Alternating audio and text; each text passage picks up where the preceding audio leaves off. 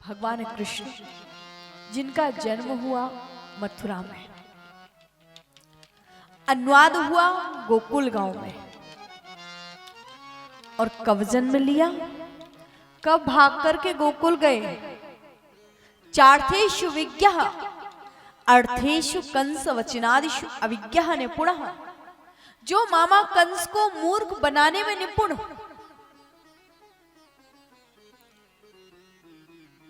कब जन्म लिया, कब भाग करके गोकुल चले गए, किसी को पता भी नहीं चलने दिया। चार्थेषु विज्ञ स्वराट श्वेषु गोपेषु राजेत इति स्वराटः। भगवान का स्वरूप कैसा है? बोले विराट स्वरूप है। तेने ब्रह्म हृदय आदि कवे। भगवान की जो लीला है वो लीला हमें मोहित करने वाली लीला है, हमको मोहित करने वाली लीला है प्रभु की। भगवान हमें मोहित करते हैं। कैसे? इस संसार में जो हमको दिख रहा है वो है ही नहीं, जो दिख रहा है वो तो है ही नहीं, और जो है वो दिख ही नहीं रहा संसार में। ये भगवान की माया ही तो है। इस माया में ही तो भगवान ने हम सबको फंसा रखा है और हम सब फंसे हुए हैं। एक मृग मरीचिका की तरह, जैसे एक हिरण होता है ना, हिरण जाता है, जाता कहां? जंगल में, राजस्थान के रेगिस्तान में पहुंचता है और वहां जाकर के देखता है कि दूर से उसको दिखता है कि सामने पानी है, पर जब वो पास में पहुंचता है तो देखता है कि पानी नहीं, वहां तो बालू रखी है। पर वो उस बालू पे पानी के पीछे पीछे पीछे पीछे भागता है, लेकिन जब तक वहां पहुंचता है तो देखता है तो बालू है। वैसे ही हम सब इस संसार में पड़े हुए हैं। संसार में हम लोग करते क्या है? बोले हम सुख की खोज करते हैं। संसार में आए हैं तो सुख मिलेगा, बोले सुख मिलेगा हमको, लेकिन सुख कहां मिलेगा? बाबा ने जब ये संसार बनाया तो स्पष्ट लिख दिया, दुखालयम सस्व साधनम। संसार क्या है? दुख का आलय है। संसार क्या है? दुख का घर है।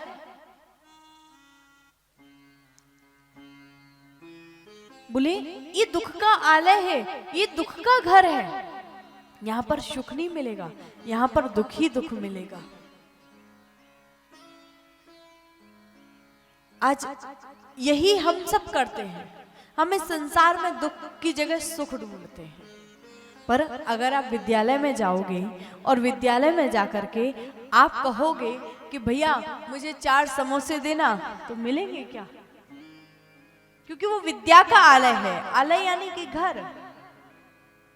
आप वस्त्रालय में जाकर के कहो भैया 4 किताब देना, क्या मिलेंगी? नहीं मिलेंगी। जो जिसका आलय होता है वहां पर वही मिलता है। वैसे ही ये क्या है? बोले संसार है दुखालय। तो संसार में क्या मिलेगा? दुख ही मिलेगा, यहां पर सुख नहीं मिलेगा। ये भगवान की माया है। एक बार की बात क्या हुआ, एक राजा था और उस राजा के यहाँ पर एक संतान थी, इकलौता बेटा था। उस इकलौते पुत्र को राजा 1 वर्ष से देख रहा था, वो बीमार पड़ा हुआ था।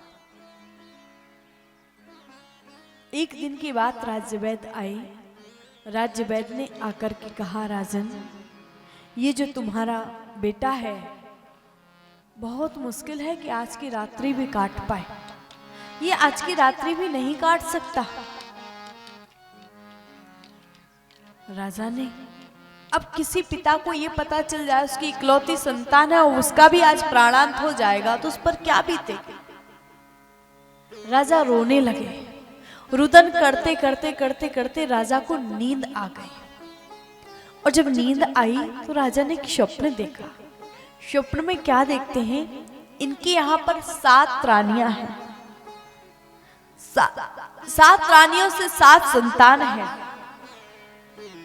और 7 बच्चे गुरुकुल से पढ़ कर के आ रहे हैं।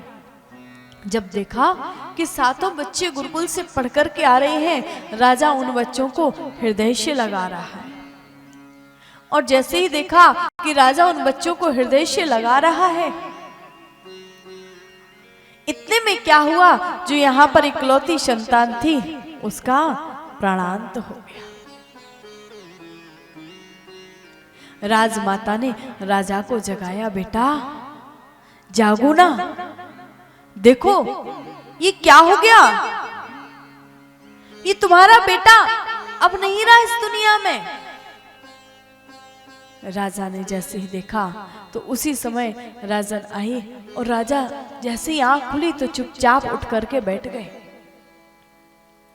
और जब राजा चुपचाप उठ करके बैठे, शांत बैठा हुआ है, राजमाता ने कहा, बेटा तू ये क्या कर रहा है, तेरा इकलौता पुत्र अब इस दुनिया में नहीं रहा और तू रोता भी नहीं है। राजा ने कहा, मां किसके लिए रोऊं, मां तू ही बता मैं किसके लिए रोऊं, मैं इस एक बेटे के लिए रोऊं या फिर उन 7 बेटों के लिए रोऊं। मां ने कहा, बेटा कौन से 7 बेटे। राजा ने कहा, मां मैंने अभी अभी एक स्वप्न देखा है। क्या स्वप्न देखा बेटा। बोले, मां मैंने स्वप्न देखा है कि मेरे यहाँ पर 7 रानियां हैं, 7 रानियों के 7 पुत्र हैं और 7 पुत्र गुरुकुल से पढ़ कर के आ रहे हैं, मैं उनको हृदय से लगा रहा हूं। मां हृदय से लगा ही रहा था कि जब तक मेरा वो स्वप्न टूट गया। अम्मा तू बता मैं किसके लिए रोऊं, मैं इस एक बेटे के लिए रोऊं या फिर उन 7 बेटों के लिए रोऊं। मां ने कहा, बेटा वो तो स्वप्न था पर ये तो हकीकत है। राजा ने कहा, नहीं मां मेरी समझ में आ गया है कि जो मैंने अभी देखा था वो मेरी बंद आंखों का सपना था और जो मैं अब देख रहा हूं ये मेरी खुली आंखों का सपना है। संसार कुछ नहीं, संसार तो एक स्वप्न है।